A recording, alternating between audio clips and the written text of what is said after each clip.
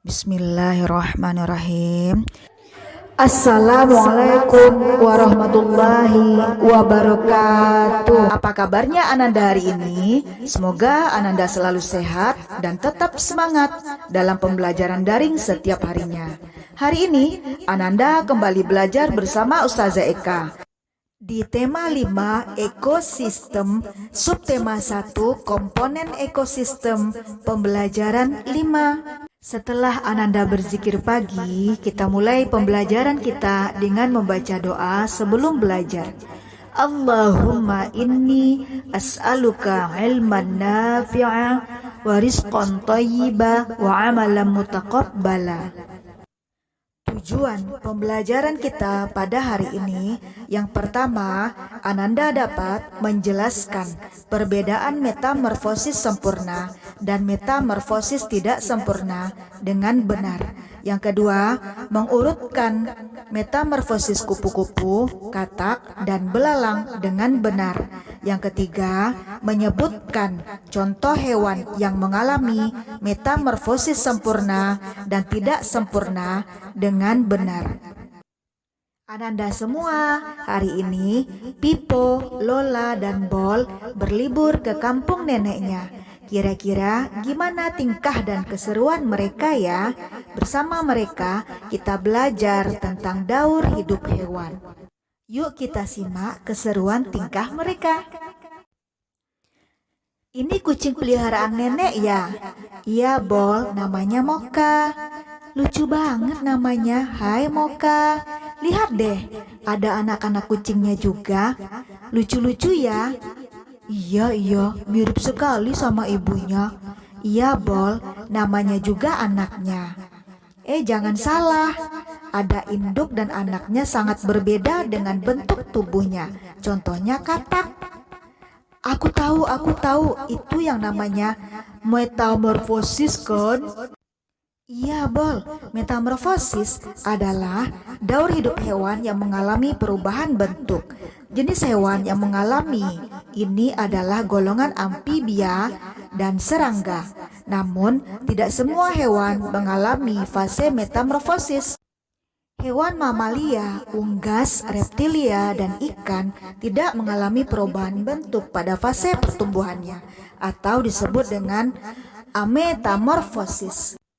Tapi setiap makhluk hidup akan mengalami fase pertumbuhan dari lahir, lalu bertumbuh dewasa dan kembali menghasilkan keturunan. Fase pertumbuhan berulang-ulang yang dilalui makhluk hidup disebut daur hidup.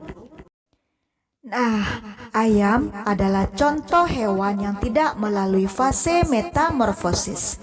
Ayam berkembang biak dengan cara bertelur. Induk ayam mengerami telurnya kira-kira 21 hari sebelum menetas menjadi anak ayam. Kenapa anak ayam kelihatannya beda dengan induknya? Itu apa tidak termasuk metamorfosis ya? Wah, pertanyaan bagus, Bol. Walau anak ayam menetas dengan bulu-bulu yang halus, seiring pertumbuhannya, bulu-bulu halus itu akan seperti induknya. Perubahan bulu ini tidak termasuk dalam fase metamorfosis karena bentuk anak ayam sudah sama seperti induknya saat menetas.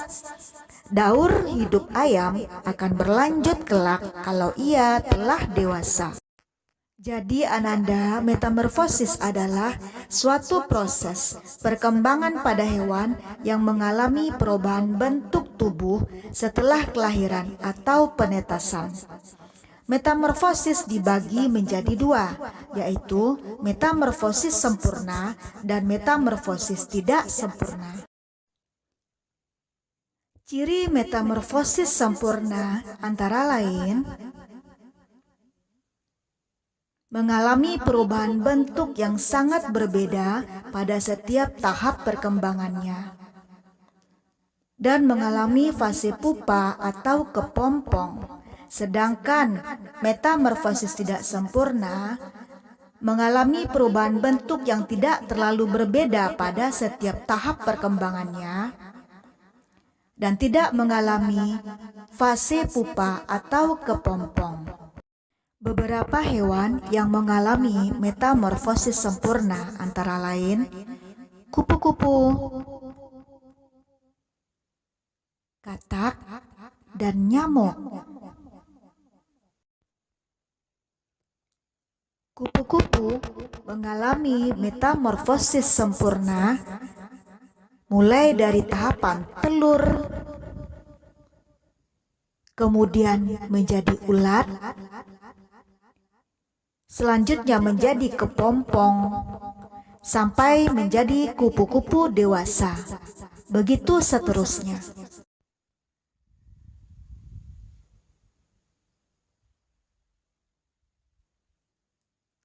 Kupu-kupu berkembang biak dengan cara bertelur. Telur kupu-kupu menetas dalam waktu 3-5 hari. Kemudian, telur menetas menjadi ulat atau larva yang aktif mencari makanan. Setelah cukup mendapatkan makanan, ulat berubah menjadi pupa atau kepompong yang tidak bergerak dan melekat pada bagian pohon. Pupa merupakan masa istirahat sebagai persiapan menjadi kupu-kupu dewasa.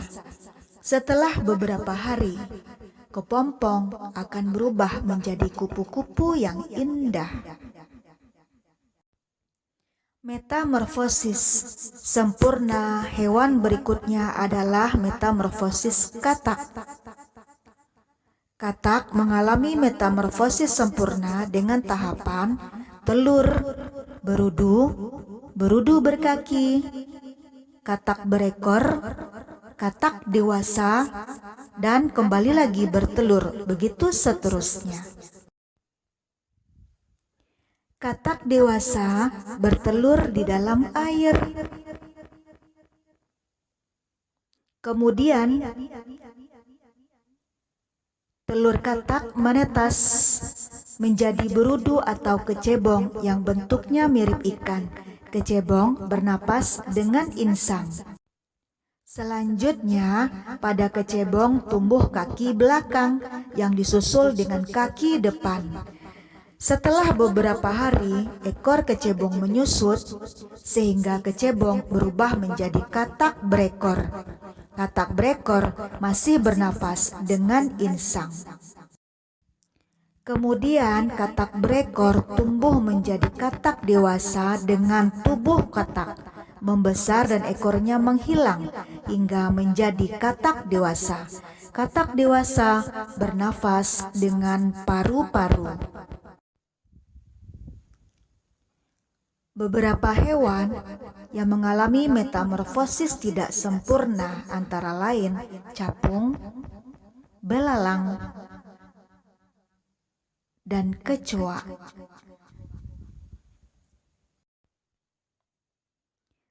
Belalang mengalami metamorfosis tidak sempurna dengan melalui 3 tahapan utama, yaitu telur, nimfa atau belalang muda, dan belalang dewasa. Belalang betina bertelur pada beragam tempat. Bisa pada dedaunan, pada batang tanaman, hingga di dalam tanah. Dalam 1 kali proses pembuahan, belalang betina bisa menghasilkan 10-300 butir telur. Selanjutnya, telur menetas menjadi nimfa. Nimfa adalah belalang kecil yang belum memiliki sayap dan alat reproduksi. Pada umumnya, fase nimfa berlangsung sekitar 25 hari sampai 40 hari. Setelah melalui fase nimfa, kemudian nimfa tumbuh menjadi belalang dewasa. Belalang dewasa telah memiliki sayap dan sistem reproduksi yang matang. Alhamdulillah, demikianlah penjelasan tentang metamorfosis. Untuk menguji sejauh mana Ananda memahami materi hari ini, silahkan Ananda jawab latihan berikut ini. Semoga Allah mudahkan ya nak. Nah Ananda, demikianlah pembelajaran kita pada hari ini. Kita tutup materi kita dengan doa penutup majelis. Subhanaka Allahumma wa bihamdika asyhadu an la ilaha illa anta astaghfiruka wa atubu ilaik. Assalamualaikum warahmatullahi wabarakatuh.